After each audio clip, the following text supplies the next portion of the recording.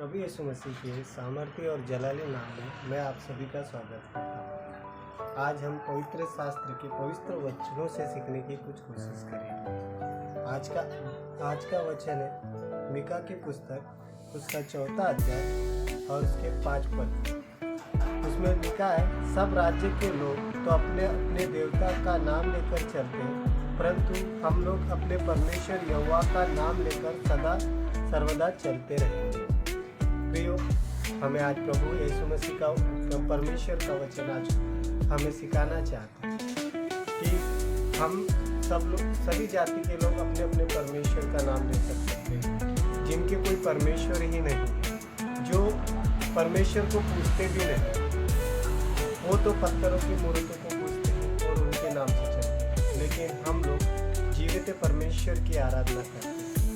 इसमें इस वचन से हमें सीखने को मिलती है और हमें एक सामर्थ्य, एक ढाढ़स मिलती है कि परंतु हम लोग अपने परमेश्वर यहोवा का नाम लेकर सदा सर्वदा चलते रहेंगे। किसी भी परिस्थिति में, किसी भी समय पर, कोई भी नकारात्मक परिस्थिति हो या किसी प्रकार की समस्या हो, तो हम केवल और केवल कोई भी काम परमेश्वर के नाम से करते हैं, प्रभु यीशु मसीह के नाम पर करते हैं। हमें छोटे सा छोटा भी काम करना हो तो हम प्रभु यीशु मसीह के नाम पर नाम लेकर करते हैं। हमें कहीं जाना भी होता है तो हम प्रार्थना के साथ जाते हैं। तो परमेश्वर का वचन हमें यही सिखाता है कि हमें हर काम परमेश्वर के नाम से करना है, तभी हमारे काम सफल होंगे। सभी लोग अपने अपने परमेश्वरों का नाम लेकर कार्य करते, जिनके परमेश्वर कहीं भी नहीं, लेकिन हमारा परमेश्वर जीवित और सामर्थ्य परमेश्वर है और वो प्रभु यीशु मसीह है।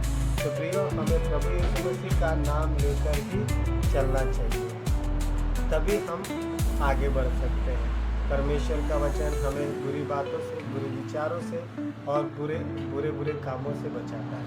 परमेश्वर हमारा सामर्थ्य है और वो हमें हर एक बंधुआई से छुड़ाने की सामर्थ्य रखता है, और वो शांति का राज्य। अभी आपको और एक वचन पढ़ के मैं सुनाता हूँ, वही मीका की पुस्तक, उसका 4 अध्याय और पहला वचन। अंत के दिनों में ऐसा होगा कि यहोवा के भवन का पर्वत सब पहाड़ों पर दृढ़ किया जाएगा और सब पहाड़ियों से अधिक ऊंचा किया जाएगा, और हर जाति के लोग धारा के समान उसकी ओर चलेंगे। इसमें भी परमेश्वर हमें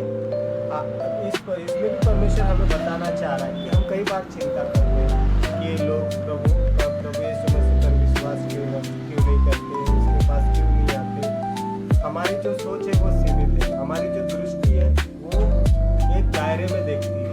यदि हम हमारी नजरें जहाँ तक जाएगी हम वहीं तक देख सकते हैं, लेकिन परमेश्वर की जो नज़र है, प्रभु यीशु मसीह की जो नज़र है, वो सारी सृष्टि पर, वो सारे ब्रह्मांड का रचयिता है। उसने आकाश और पृथ्वी और उसमें जो कुछ है उन सभी की रचना की है, और उसे पता है कि कब किसको प्रभु में लाना है। उसके बिना इच्छा के बगैर कोई भी प्रभु के पास नहीं आ सकता।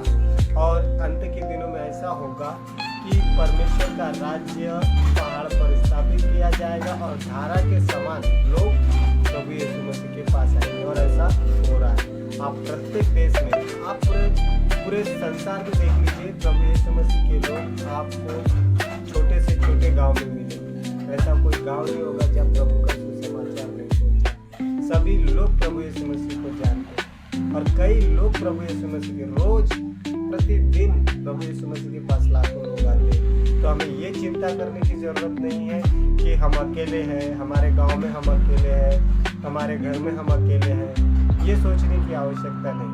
प्रभु आपके साथ है और आपको प्रभु का नाम ही लेकर चलना है।